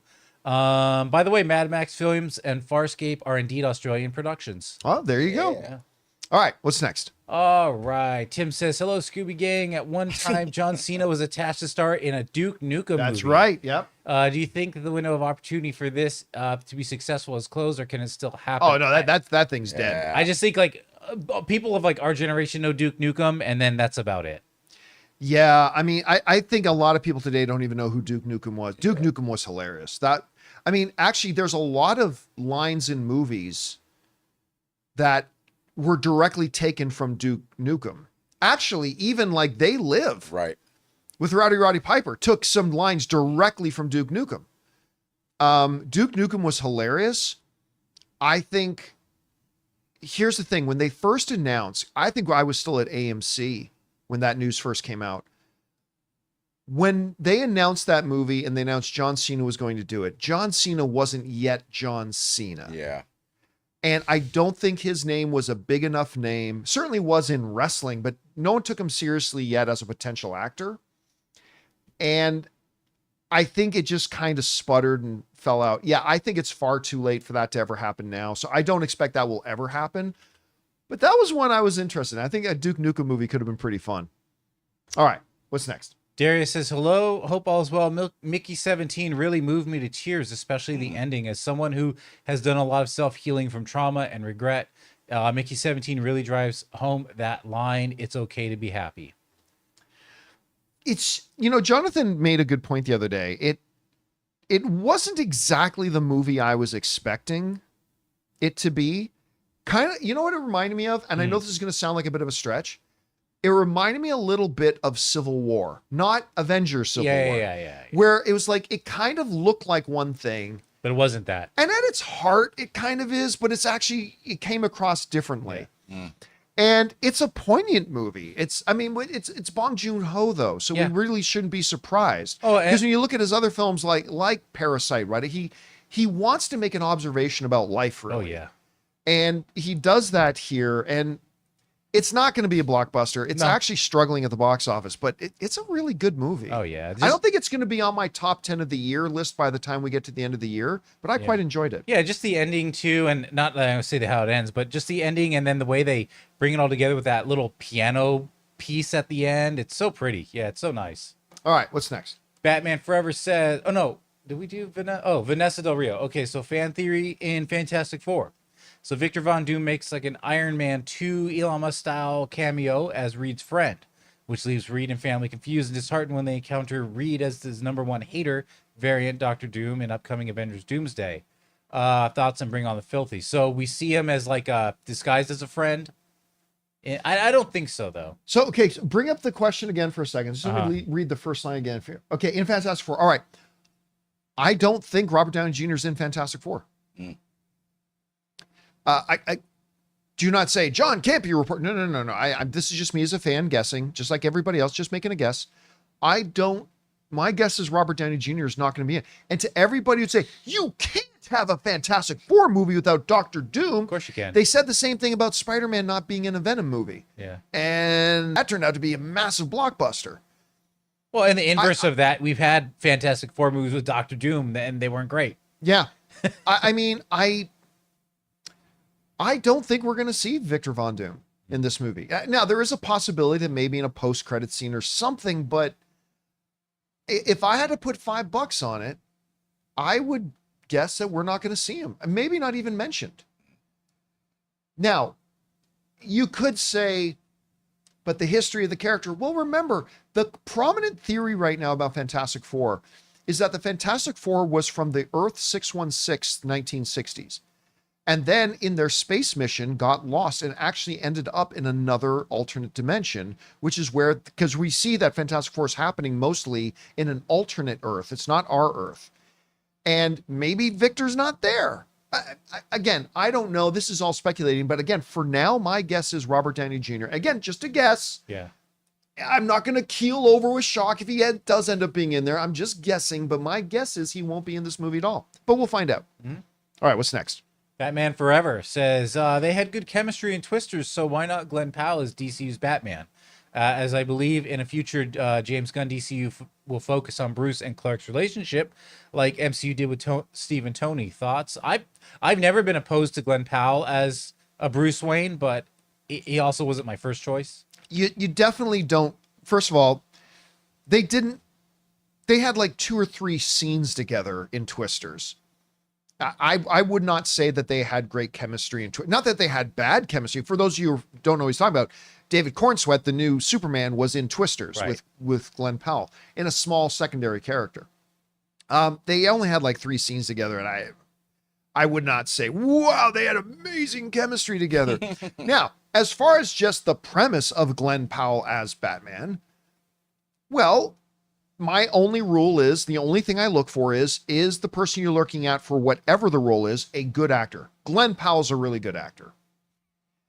He certainly carries the physical physique that he could do it too for that little side thing. So I would not be opposed at all to Glenn Powell being Batman, but I certainly wouldn't say there's any advantages because he had such great screen chemistry with David Cornsweet. They were 2 actors that were on screen at the same time. I wouldn't really say that, and nor was the scenes they were in together designed to show any kind of chemistry for them. So would you say don't get it twisted? Don't get twisted up about it. Yeah. I wouldn't expect it. All right, what's next? Kyle Ginder, I'm not sure if it's a hard G or soft. My wife and I love The Accountant, so I was wanting to know if you think The Accountant could be the next John Wick if it outperforms at the box office. No. The first one simply wasn't popular enough. And like, you can also say, well, the first John Wick movie didn't make a ton of money at the box office either. True, but everybody talked about it afterwards.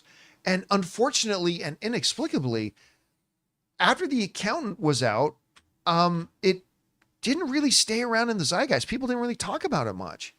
Like, I felt like I was fighting the lone fight to try to keep it alive in the discussion. Everybody, you should go see The Accountant. So no, I don't think The Accountant becomes the next John Wick. I would love it if it could, but I really don't expect that to happen. Even though we're hearing that the second film, that Accountant 2, is fantastic. Like, it played at South by Southwest and audiences and the critics absolutely loved it. So I can't wait to see it, but I do not suspect it can become the next John Wick. All right, what's next? Daniel, unless they do like an Avengers thing where they get Nobody, Accountant, and John Wick together in a movie. Again, and hardly anybody saw Nobody. I mean, so it would be a tough sell. Yeah. And also the one that Charlize Theron played. Was it Atomic Blonde? Atomic Blonde. Put all that into, by the way, one thing. Not as much as The Accountant, but I would be totally down for another Atomic Blonde. Yeah, it really got like set off to the side. Because Chad Stahelski directed that, didn't he? I believe so, yeah. Anyway, you do a movie with Nobody, Wick, and Atomic Blonde all together. Yeah. Sign me up. I don't know if anybody else will go watch it, but I'll watch it. Yeah, I will. All right, what's next? Daniel says reviews for Wheel of Time season 3 are dropping today, and for all 8 episodes no less. They all seem to agree this is far and away the best season yet. Lots of 9 out of 10s, 9.5 out of 10 scores, including from many who were negative on season 1 and 2. I was just mentioning this a bit earlier. I saw some of those come out, and I was really impressed. Again, I didn't think the Wheel of Time started all that great. It was okay. I mean, I didn't mind the first season. But again, this is another thing, because it's an Amazon show, correct? Right. Yes. Again, it showed that, okay, Amazon can knock it out of the park right away, like with The Boys, like with Reacher, like with Fallout. And they have shown on a couple of series that if they don't knock it out of the park right away, Lord of the Rings, Rings of Power, season 1, or Wheel of Time, season 1, which I didn't think was bad, but not all that great. They've shown that, hey, if we don't knock it out of the park first swing, we are capable within our company to identify shortcomings and make it better as we move forward. Listen, that's something a lot of people can't do. Yeah, Netflix. A lot of things start weak and stay weak. Like Netflix. Netflix is quick to give up on everything. Yep, instantly gave up. All right, what's next? All right. DJ Info says, been watching you since the AMC days, and I can honestly say, besides the Baldwin shooting, this MJ estate mess up on the movie, it has been my biggest shock. How? Can you think of any other bigger mistakes in Hollywood on this scale? What are we talking about? MJ, The Michael Jackson estate. Oh, yeah, with the oversight. Can you go over? Oh, well, because I haven't heard it. he goes on, just like Okay. he says, with the MJ pick drama, does it make sense?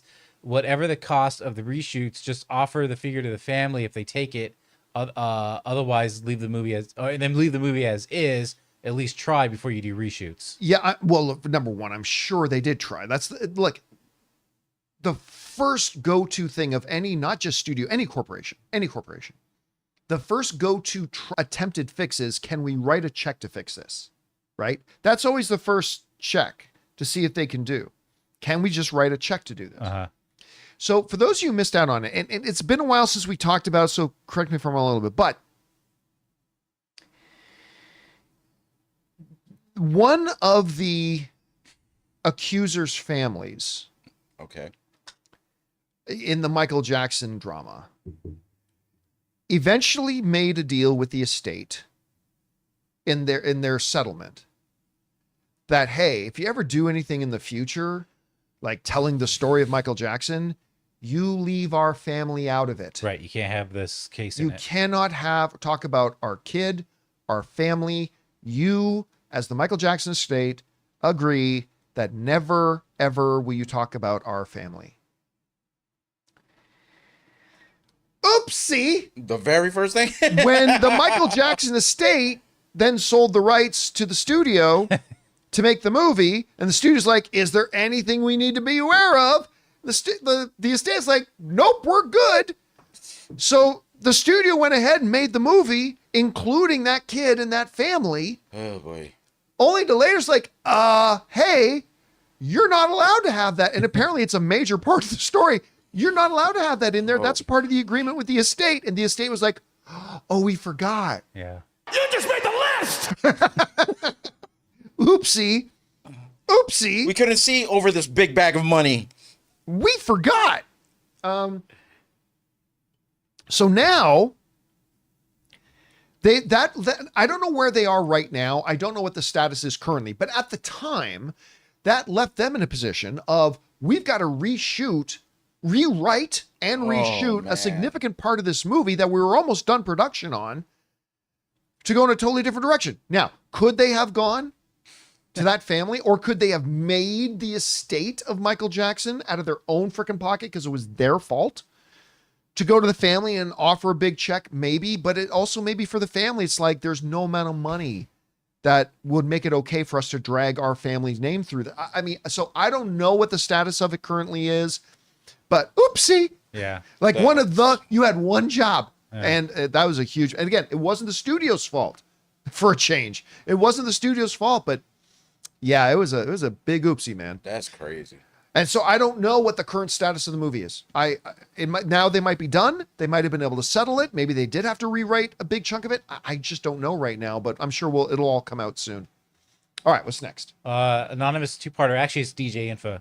I have the MCU as Hollywood's GOAT because of its length and overall box office.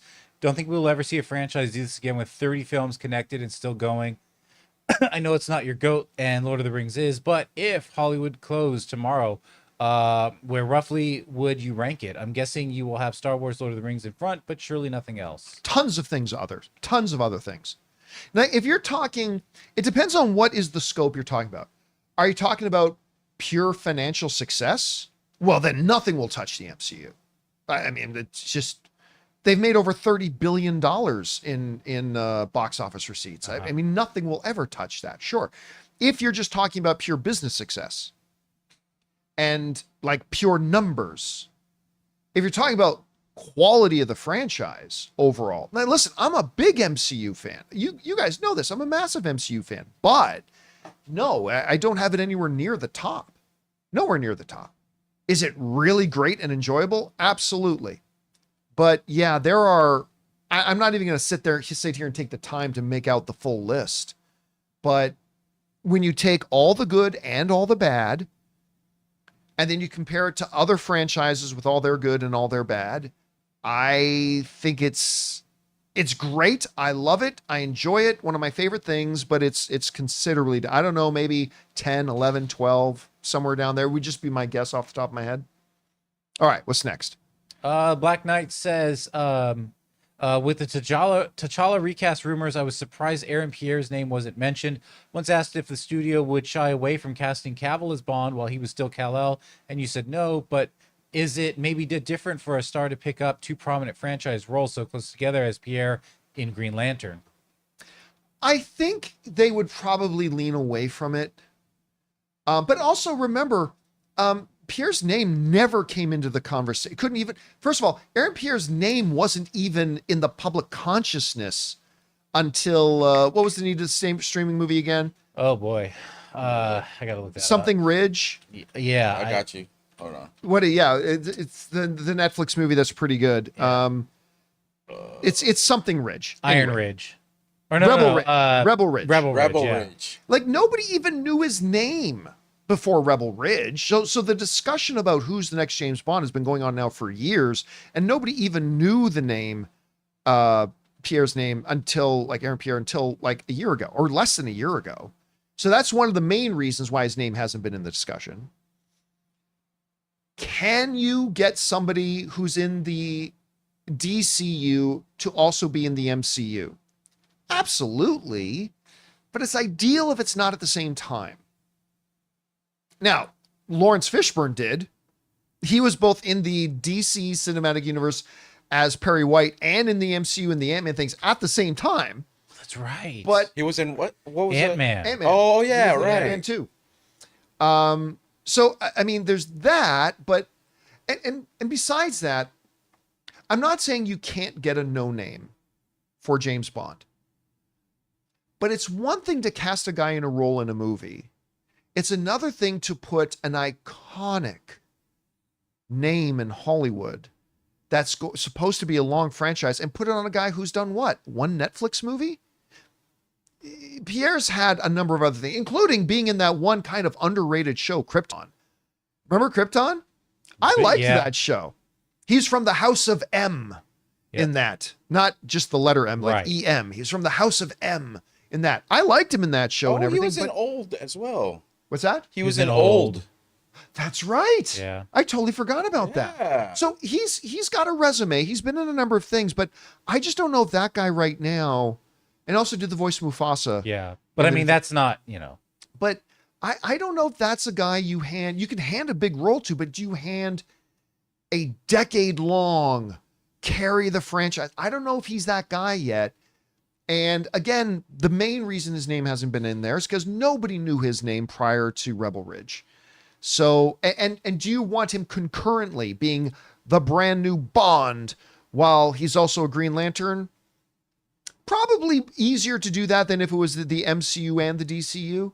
But yeah, I think the main reason you haven't heard his name mentioned, because he is British, but I think the main reason you haven't heard around is because nobody even knew what his name was just like less than a year ago. He's an emerging star. Yeah, he's an emerging star right now. All right, what's next?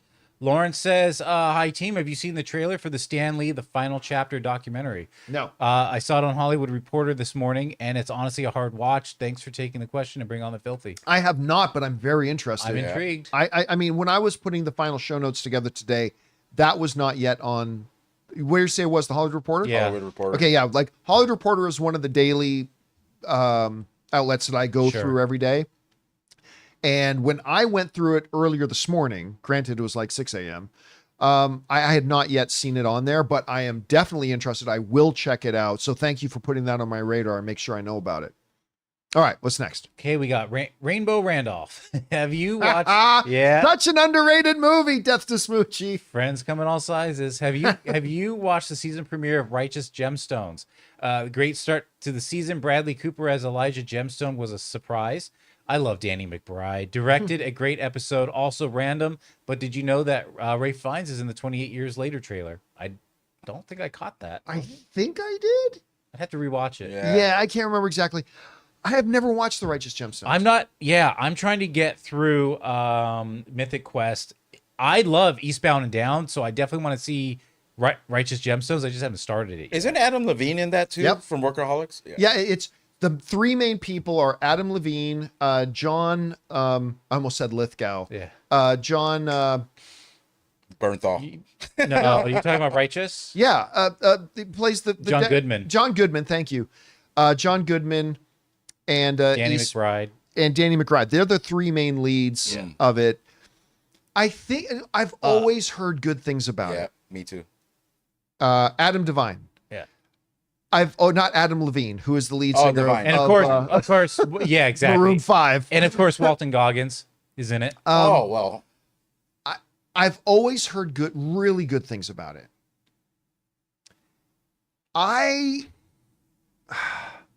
Here's the problem for me.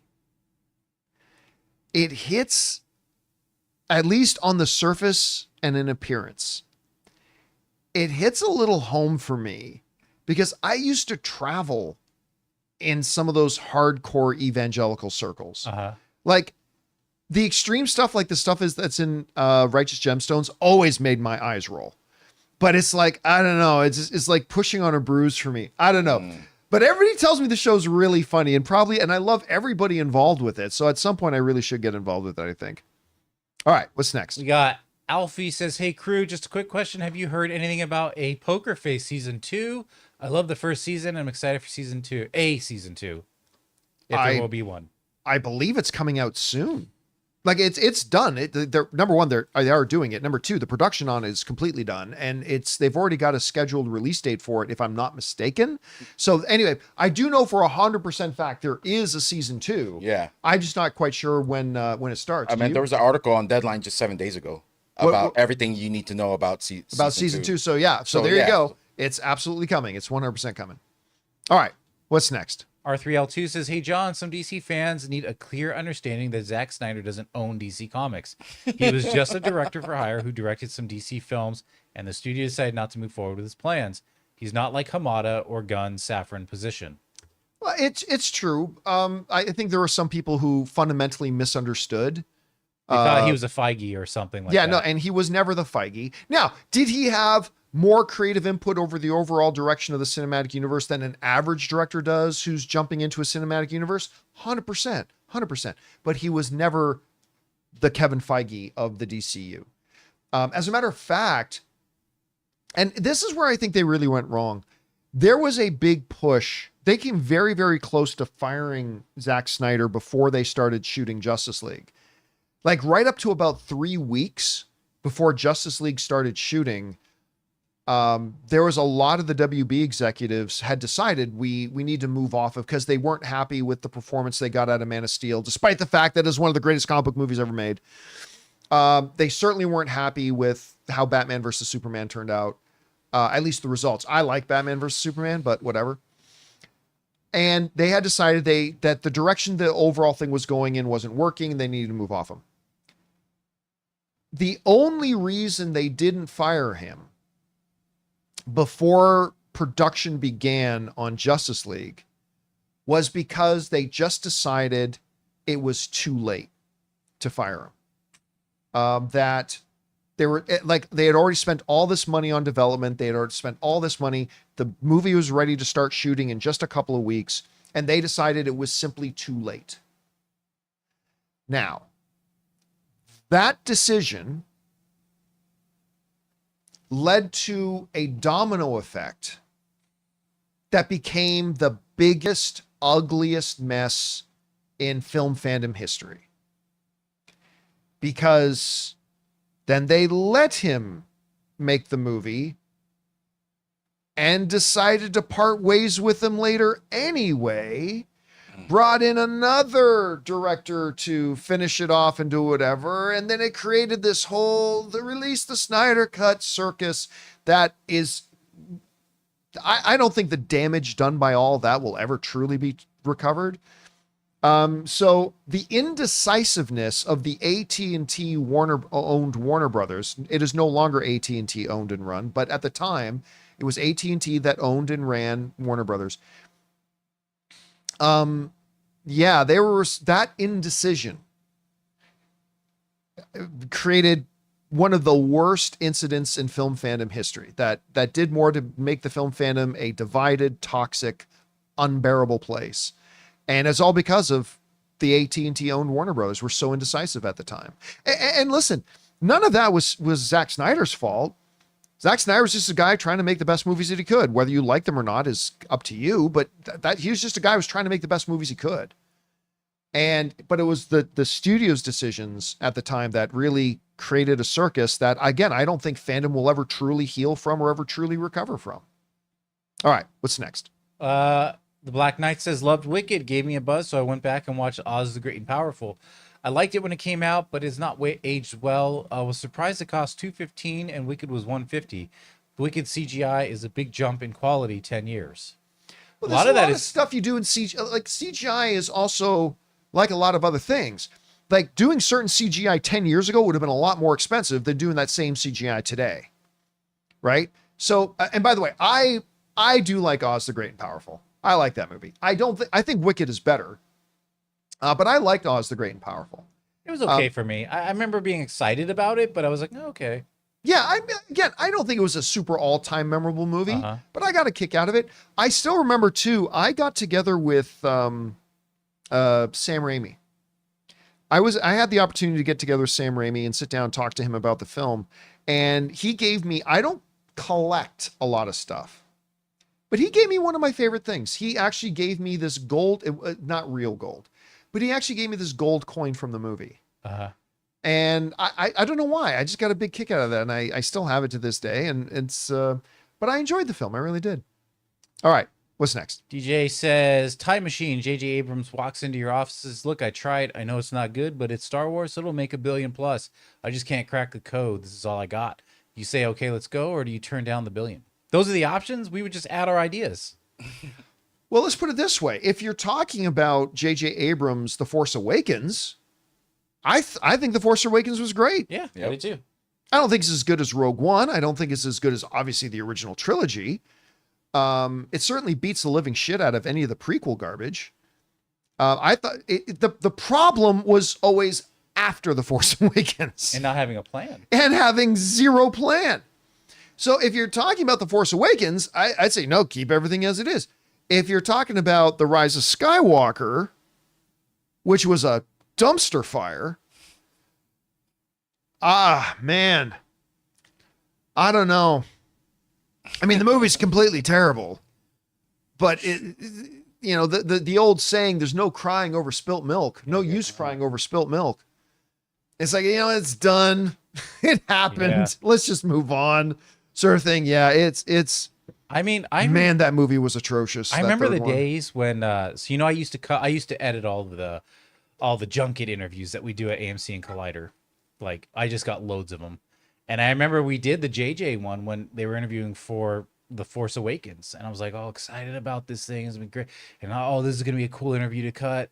And he said, they're like, so where do we go from here? And he goes, well, we haven't written those scripts out yet. So we don't know. We don't have. And I remember thinking like, uh-oh. Well, see, here's the thing. A lot of people will bring up, and 100% accurate to do so. It's not like when George made the original Star Wars that he knew exactly what was going to happen, every detail in Empire Strikes Back and every detail in Return of the Jedi. He didn't, but he had his skeleton. Mm-hmm. He had the bones. He had the better term would be the exoskeleton. He knew generally these are the main beats that has to happen in the second one. These are the main beats that have to happen in the third one. For example, when he made the first Star Wars, he had not yet thought of making Luke and Leia brother and sister. That was an idea that came to him in between the two movies, after the first Star Wars. Apparently she was his stepsister in the first movie. Apparently stepsister.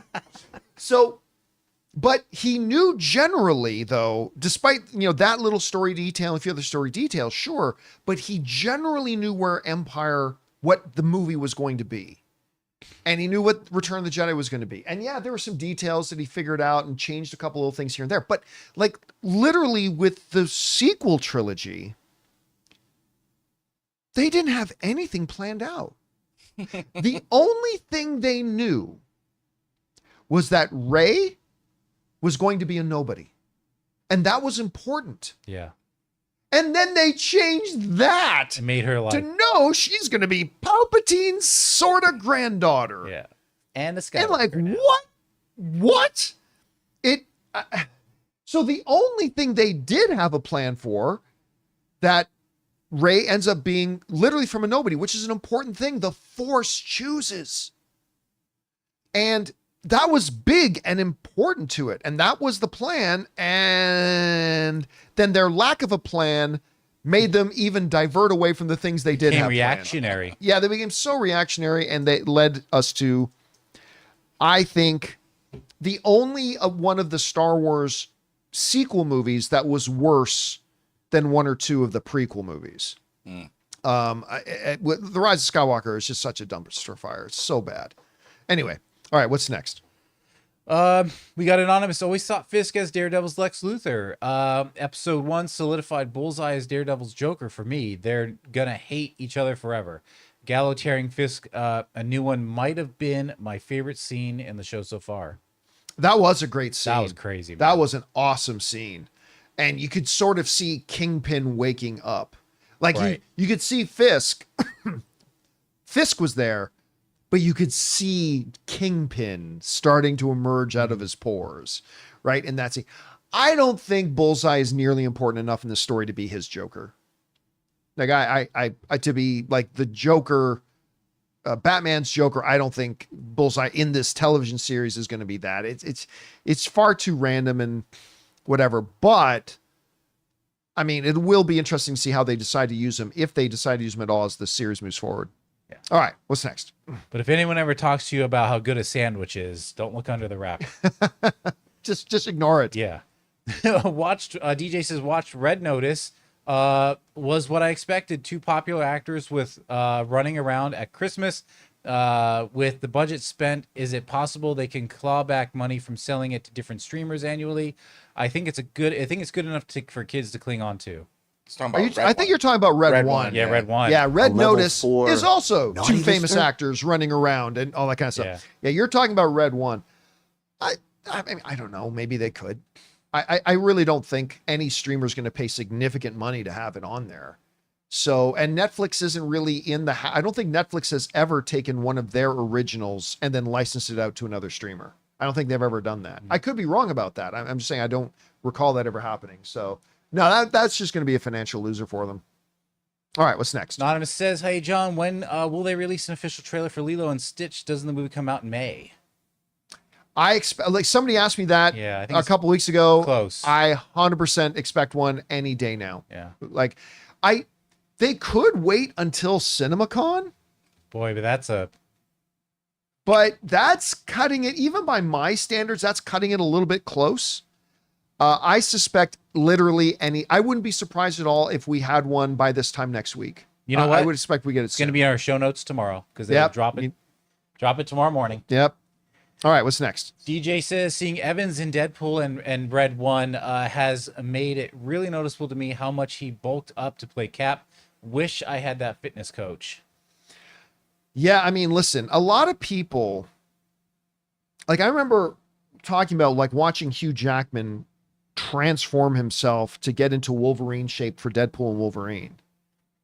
And there are so many people, or like when Brad Pitt was in Once Upon a Time in Hollywood. Like I think he was 53 in that movie or something like that. Mhm. And he's like working on the roof, takes his shirt Right, off, and yeah. like this dude's 53. And I remember, like, again, remember my basic premise of this. Everybody thinks things they don't do must be easy. Everybody thinks the things they don't do themselves is easy. And I remember when we talked about like the Brad Pitt physique, and people are like, oh, well, that's easy because that's his job. So it's easy. You can just get the trainer and it's easy. Guys, I don't care how much money you have. It may be more convenient for you, but you got to work your ass off to get the physique that Brad Pitt had there, or that Chris Evans had, or Oh, whatever. yeah. And the dieting. And the discipline you got to You're- have. That's the big thing that Hugh Jackman would talk about is like the workout sessions are grueling and painful and all that kind of stuff. But the thing that killed him the most was the diet. Yeah, people don't realize your body actually will go through withdrawals from fast food or junk food and sugar. You will go through withdrawals, and it's really difficult. And just the discipline to not eat what Yeah. you want to eat. yeah. And like, hey, is it easier if you can have a full-time coach there motivating you? Absolutely. It makes it more convenient. Absolutely simplifies the process. 100%. But if you think that made it easy, Oh, man. no way. I guarantee you, if you could afford the personal chef and the trainer, you still wouldn't look like Brad Pitt or Chris Evans did. 99% of us anyway. Oh, I remember when I believe it was for his role, Kumail Nanjiani, for his role in Eternals. Eternals, dude. Yeah. And I remember they kind of teased him on like a late night show. It might have been Kimmel or something. And they brought out like this like thing of cupcakes and stuff, and he literally started almost crying. He's like, I can have one. And it wasn't a bit, like he got emotional because he could not have anything like that for just a year. Anyway. All right. What's next? Johnny 2 says, I was disappointed with the first season of Wheel of Time. The second season was substantially better in all regards. The reason or the reviews for the third season that streams tomorrow night are really positive, and all the released material have shown great promise. Again, that goes back to what we were talking about before. Like, if you want a reason to not absolutely believe James Bond under Amazon is going to be awesome, but if you're looking for a reason to believe that it has the potential to be awesome, is they kill it with a lot of their stuff, and then the stuff they don't kill it with right away, they adapt and improve it. Wheel of Time's a good example of that. Absolutely Rings of Power is an example of that. Again, Amazon's win to loss ratio is incredibly weighted towards the wins. Incredibly weighted towards the wins. That doesn't mean James Bond will, but you got to at least acknowledge it has the potential to do it because they've got a track record to prove it. All right, what's next?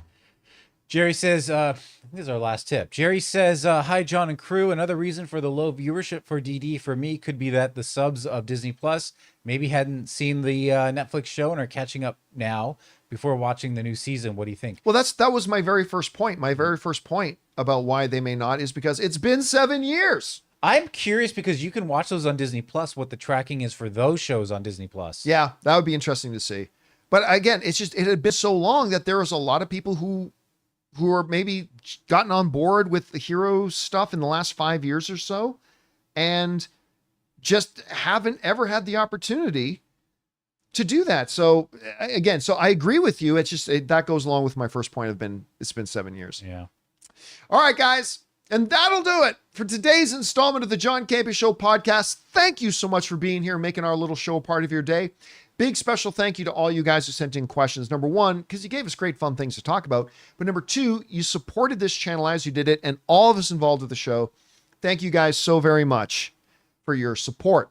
Hey guys, just so you know I said I was going to wait for the day after, but I am actually going to do a Daredevil Born Again after show, post-game show, a little bit later tonight. If you watch the episode tonight, make sure you come on by and join me as we openly discuss it, and I'll look forward to talking to you guys about it then. And of course, tomorrow, I'll be back. Jonathan and Ray will be back. Chris and Rob will be here. Hopefully, you guys will come back and join us again tomorrow as well. So that'll do it for us, guys. I want to thank Ray Ora, See you guys tomorrow. Jonathan Voico. Later, guys. Extended thanks to Chris Carr and Robert Meyer Burnett, and big thank you to you guys for being here. My name's John Campea, and until next time, my friends, bye-bye.